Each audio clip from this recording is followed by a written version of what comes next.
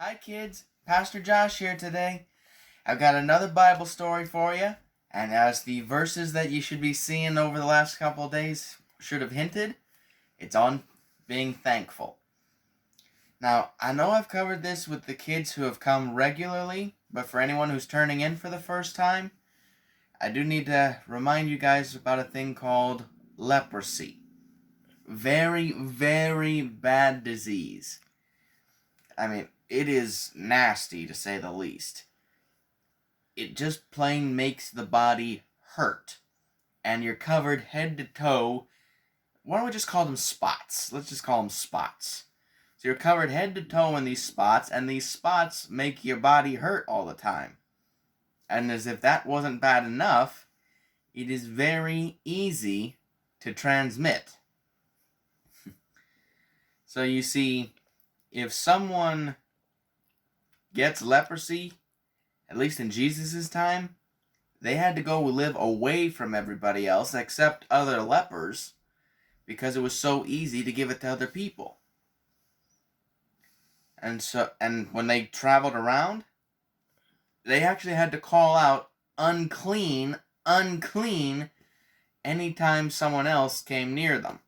And for those that didn't shout, some of them had to ring a bell to let people know to stay away. So not only is it a very painful disease, but it's a very lonely life. At least it was in Jesus' day.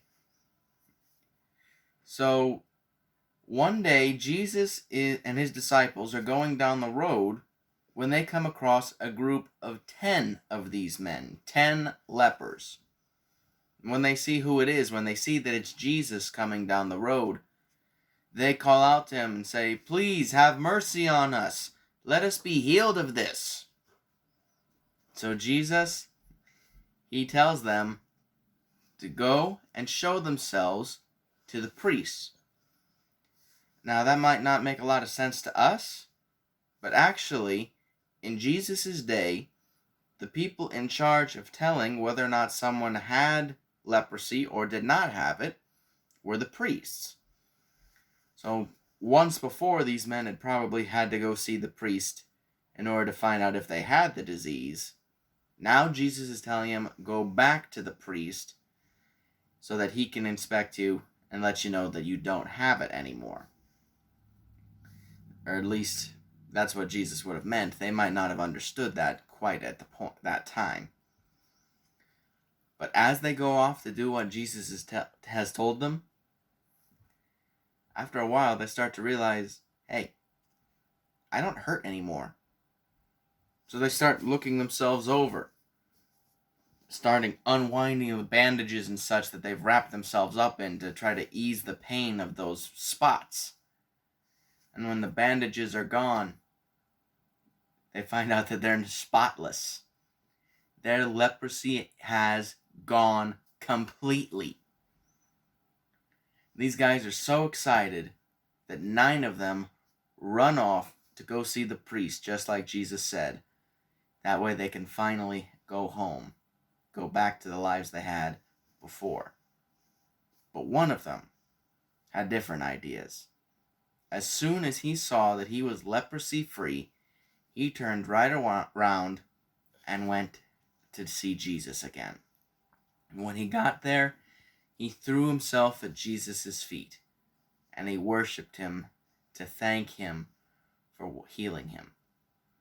And as Jesus pulls this guy up from the ground, he says, "Didn't I heal 10 of you? Where's everybody else?" And what was especially surprising about this whole thing was that this man was a Samaritan. Now, we don't have time to go into the whole issue of the rivalry between the Samaritans and the Jews like Jesus. But needless to say, they did not get along.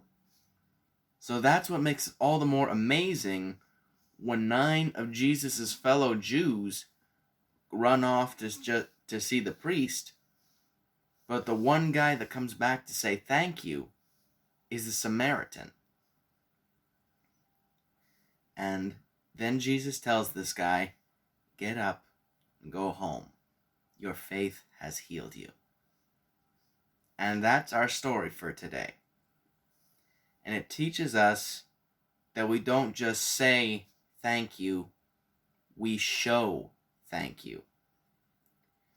When God does something good for us, like he did for these men, he doesn't expect a thank you, but that doesn't mean he doesn't appreciate it.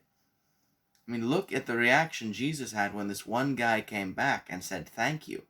And he didn't just say it, he fell on his knees and started thanking Jesus in as wild a way as possible. So next time someone does something good for you, don't just say thank you. Show them how much you appreciate them. Give them a hug. Give them a high five. Don't just let thank you be the only response. Show them how grateful you really are. Until next time, kids. And happy Thanksgiving.